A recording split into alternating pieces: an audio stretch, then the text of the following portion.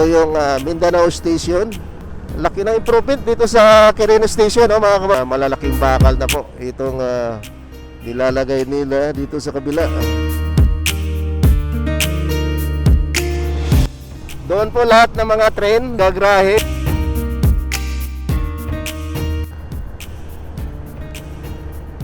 Good morning sa ating lahat, mga kababayan. Update tayo ngayon, no? Dito tayo sa Commonwealth Avenue. Pupuntahan natin hanggang Tala Station. Ayan, papasyal ko kayo dito kung ano ng mga kaganapan, mga improvement dito sa MRT-7. Yan, una nating madadaanan itong Dunya Carmen Station. Halos kumpleto na rin ito, no? So na-update din natin noong mga nakaraang araw itong Dunya Carmen Station. Umpisa na po yung traffic dito. Ayan po yung papuntang Eco Park sa bandang kanan, papasok. Yan, may hagdan na rin dito, no? Na nilagyan nila ng hagdan ito. Konkreto na hagdan. Tapos yung railway, ayan. Makikita nyo yan, yung railway na yan. Solido. Ang susunod na station, itong madadaanan natin, ito yung Regalado Station. Ito naman yung Pearl Drive. Sa banda dito, no, medyo lumuwag na dito sa actor, no, papuntang North Fairview.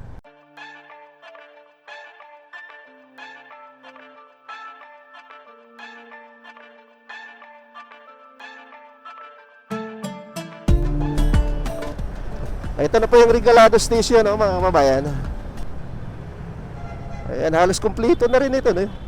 May sahig na, may bubong, may wall.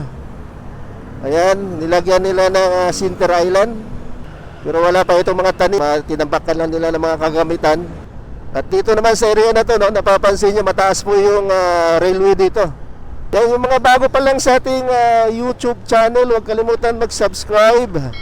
At i-share na rin yung ating video para updated kayo sa mga susunod nating upload. Ang lapad ng ano dito, railway, no, mga kababayan, napapansin nyo. Tapos may footbridge dito, kabilaan yan, tatawid dito sa kabilang side.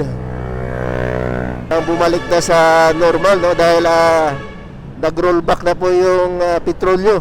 Good news po sa ating mga naghahanap buhay, mga driver dyan sa PUB. Ayan, kakanan tayo dito sa Regalado para makita nyo yung kabuuan ng railway. Maganda yung kalsada rito, no? Nilagyan nila ng asfalto. Ayan, mataas din yung railway dito. Ang lalaki ng mga poste, oh. Habaan itong railway na ito, no, papuntang Mindanao Station. Madadaanan natin yung SM Fairview. Dito talaga dumadaan yung mga public vehicle. Doon sa sa kabila naman, pag yun ay dumiritso, karamihan dumadaan yung mga private vehicle. So ito talaga ang daanan ng mga rutang papuntang Bulacan. Yung mga public vehicle, oh. Makakasabay natin sila dito.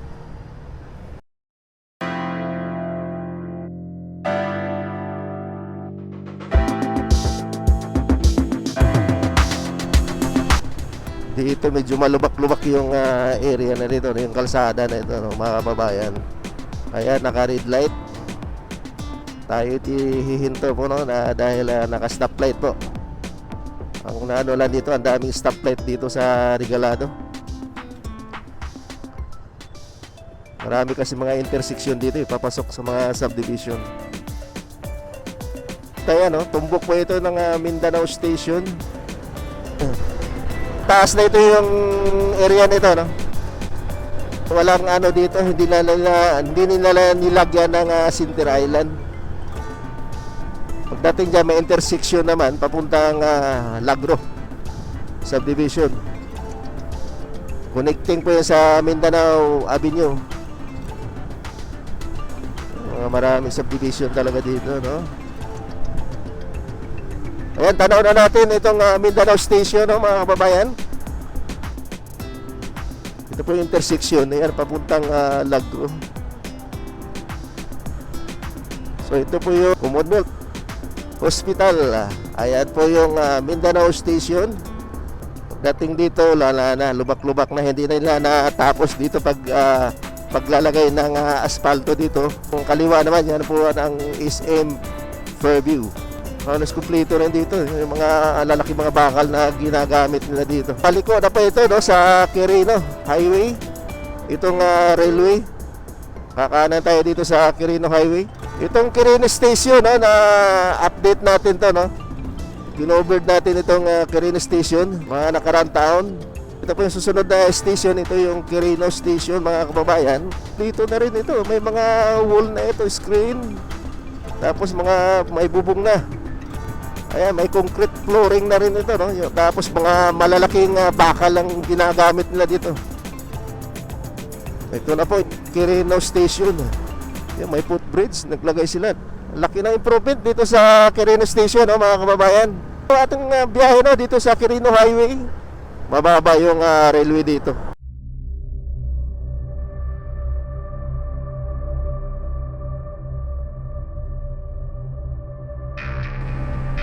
Ayan, paliko. Pakurbada yung mga railway dito, no, mga kababayan. Pataas din yung railway dito sa park na ito. Yan, no. Mga concrete railway, napakaatibay nito. Ang lalaki ng mga pundasyon.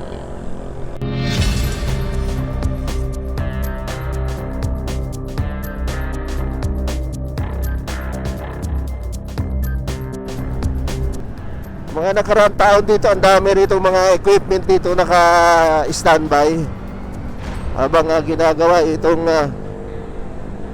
mga railway dito sa park na ito, mga kababayan. Ayan, may mga gumagawa din dito. Ang lawak ng ano dito. Yung pundasyon ng patungan ng railway dito, mga kababayan. Ayan, walang center island, hindi na nila nilagyan ng center island dito. Dito sa lote nito dinaan yung railway. Dinihis nila dito.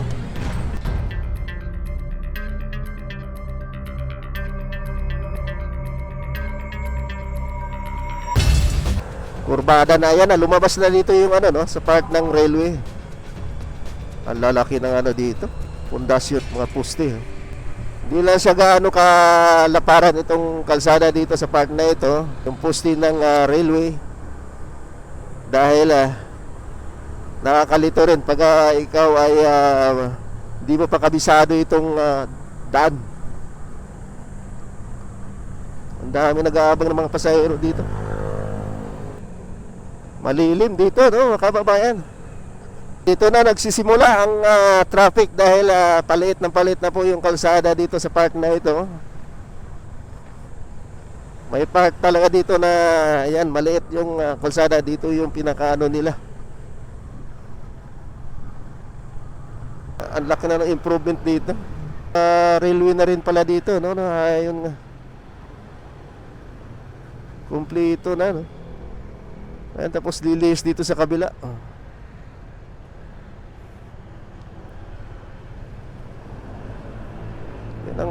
Ayan, may ginagawa pala dito. Ayan, nag-operation sila dito. May ginagawa sila rito. Ayan, yung bako. Dito, mag-umpisa na lilis yung train. So ito yung Sacred Heart Station. Mga malalaking pundasyon na malalaking bakal na po. Itong nilalagay nila dito sa kabila. Antibay. Pero mababa yung railway dito, no? Hindi compare mo sa ibang part. Doon sa part ng Regalado, mataas yung railway. Umpisa na yung traffic dito. Papunta doon, mas malawak. Maliit talaga yung kalsada. Hanggang dito ang problema dapat magkakaroon ng widening dito. Diretso tayo doon, no, sa dulo para makita nyo, no, para masilip natin ito ang mga kaganapan dito sa part ng railway, itong kadugtong. Diretso tayo sa tala para makita nyo na rin, no, hanggang saan itong railway na ito. May mga harang na rin yung ayan sa taas, nakikita nyo may screen na, no? May harang na itong railway. Ito yung ginagawa nila.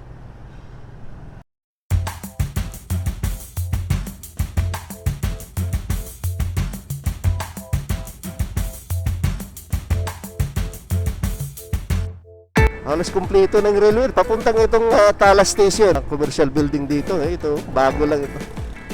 Ford. Masikip dito yung kalsada. Kurbada dito papuntang Tala Station. Halos sinakop na yung bus yung kalsada Maliit yung kalsada dito mga kababayan. Kasi hindi na nila nilagyan ng Center Island. Kasi pag nilagyan nila sa Center Island, lalong sisikip itong kalsada na ito.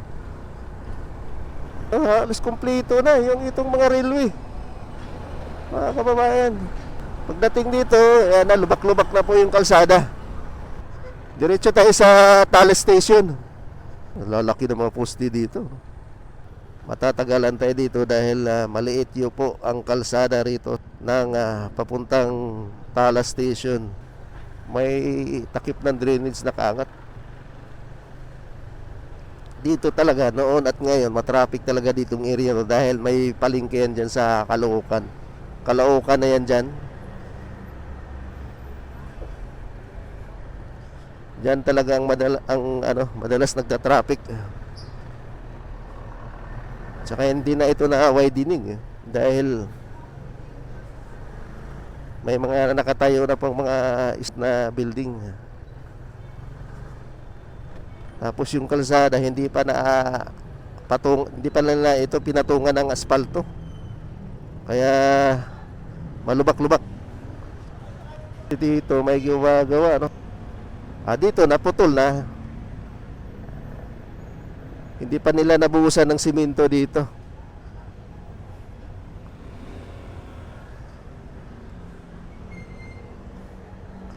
Ito po yung palengke ng Caloocan. Marami po dito mga subdivision. Laking bagay po ito pag ito matapos itong MRT7, yung mga taga rito. Mapabilis na po yung biyahe niya pag ito ay nag-operate itong MRT7. Ayan. At least may mga poste na. Ngayon may mga poste na nakatayo. Concrete. Mga konkreto, no? Ang lalaki. Dito sa part na to. Ayan, hanggang dito lang yung poste nila. Rin ng Caloocan at Bulacan. Sa may tulay, yun po yung papuntang San Jose.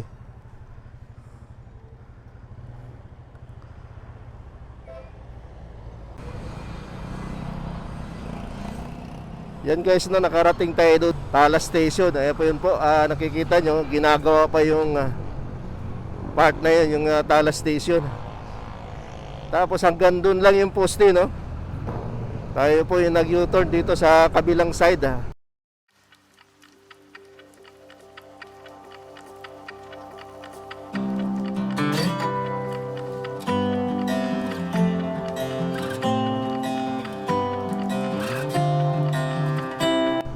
Doon po lahat ng mga train, doon lahat gagrahe, doon sila na maglilinis, no, bago sila magbumiyahe. Nakikita nyo, napakalawak po yung lote po yung motor pool. Tuloy-tuloy po yung ginagawa nila doon sa part ng Amparo. Sakop siya ng Amparo, no?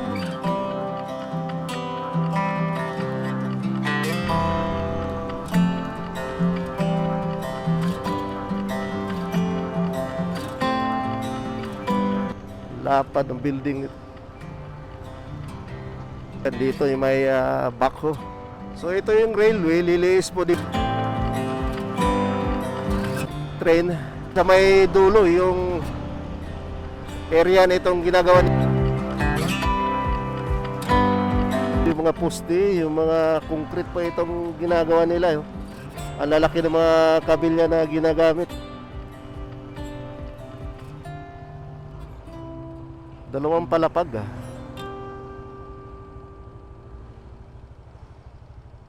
Tingnan mo yung railway, papunta doon, pakurbada po yan. Laki ng poste, no? Tsaka ang lawak na, no? Doon nila tinayo yung poste. Nilihis nila yung pundasyon ng poste ng railway.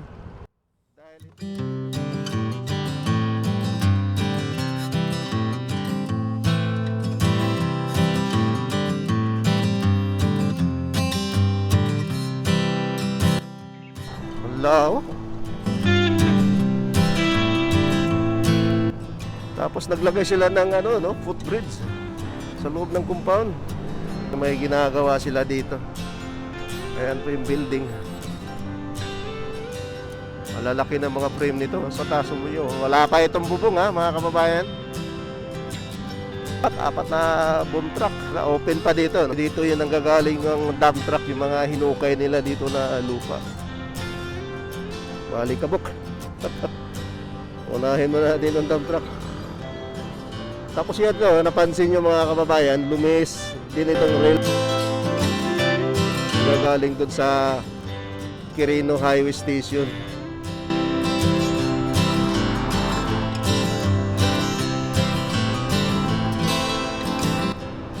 Bahagya pong sinara po yung kalsada dito dahil may ginagawa. May mga enforcer dito naka-tutok. Tingnan mo yung mga bakal na yan sa ilalim. Yan, dito na lubis, bahagya. Dito nilagay nila yung pundasyon, yung poste ng railway dito sa loob ng compound. Maraming bus dumadaan dito. Galing ito sa Pangpalay, Bulacan. Itong bus na bumabiyahe.